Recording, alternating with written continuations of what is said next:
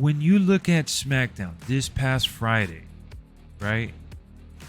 And see how Jimmy gave his explanation, selfishly wanting Jey not to get corrupted by the elders, by the tribal chief empowerment, by being the head of the table.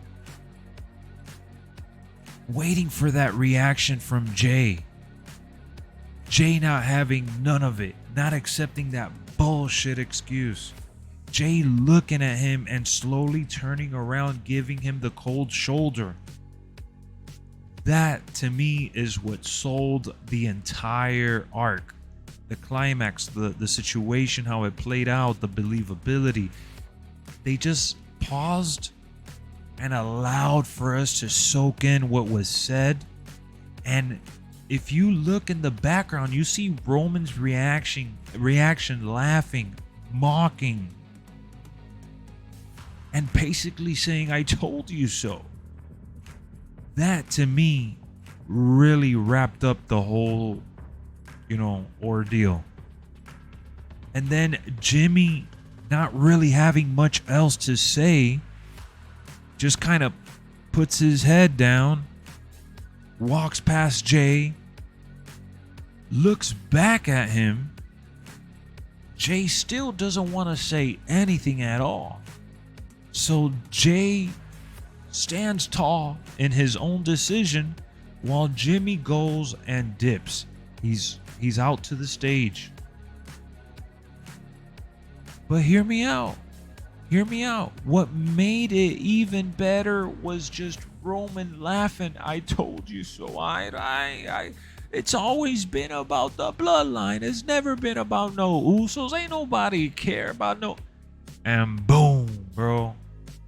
Jey went ahead and turned around with the super kick, launched Roman's head into outer space.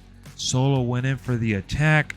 Jey took everyone out. I love how he ended up hitting, the super kicks and the spears.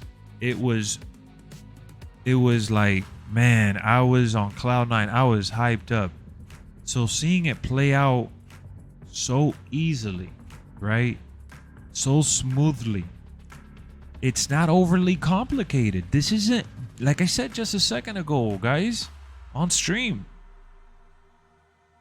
This is not any random stable. These are not friends. These are not just co-workers. These are family members. These are cousins. These are brothers.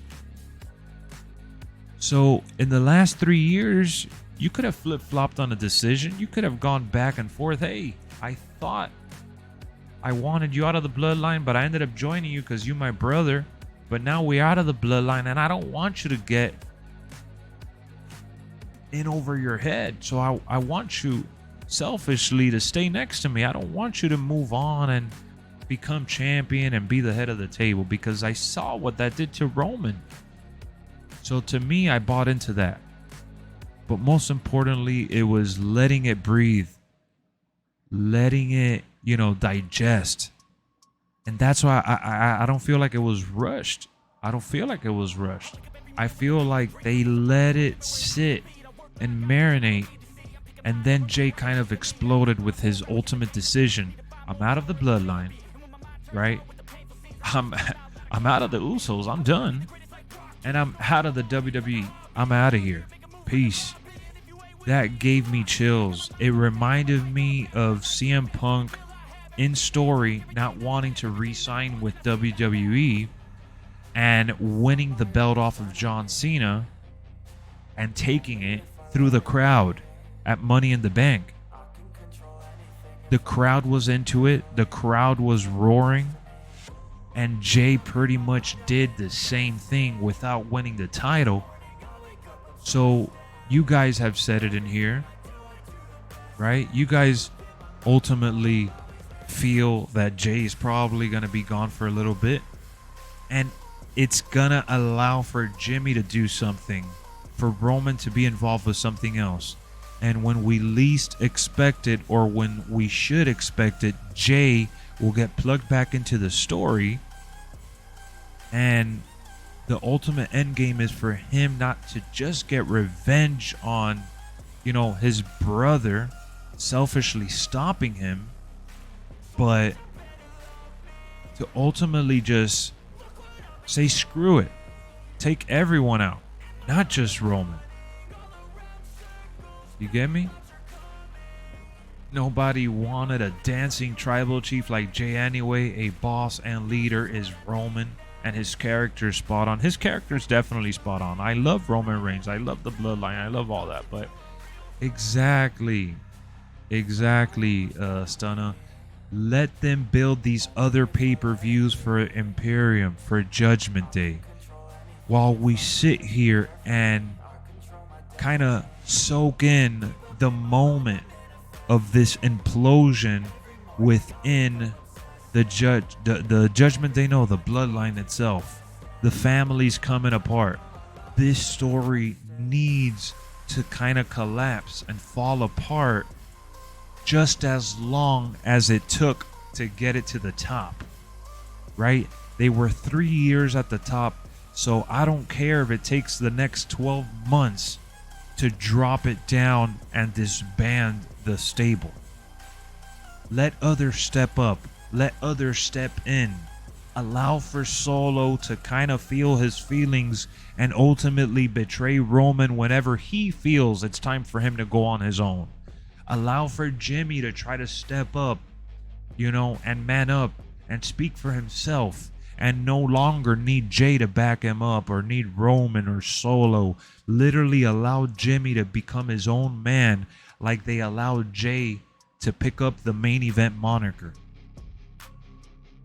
If they can, you know, lay out this foundation the way they have so far, I believe they can easily build up this story to where we want to see Jimmy and Jey at WrestleMania. And if that is the ultimate end game, then go for it. Go all in. Make sure that not only do we have Jimmy make his own appearances, but again, Solo splits when Solo says he's gonna split. Perfect time for Bobby Lashley's faction to get a lot more time. Exactly. That's why, as much as I love Roman, as much as I love Jey, Jimmy, Solo, this is where, you know, this is where the big boys need to step it up. We need the rest of the locker room to step it up. And it's now or never. The Bloodline is going to continue to carry WWE's wrestling story. And it's going to continue to sell and hype up the crowd. But it's time for others to step in and push the way the Bloodline have. So that's how I feel about it. I love where they're headed. I really enjoyed the segment on SmackDown. And I think the future's bright for the implosion of the Bloodline, for everyone to walk away from this story looking like $1,000,000. Solo, main event level. Jimmy, man, he has all the tools in the book to be a top tier, superstar. Jey, we've already seen flashes of it. And Roman is Roman. Come on.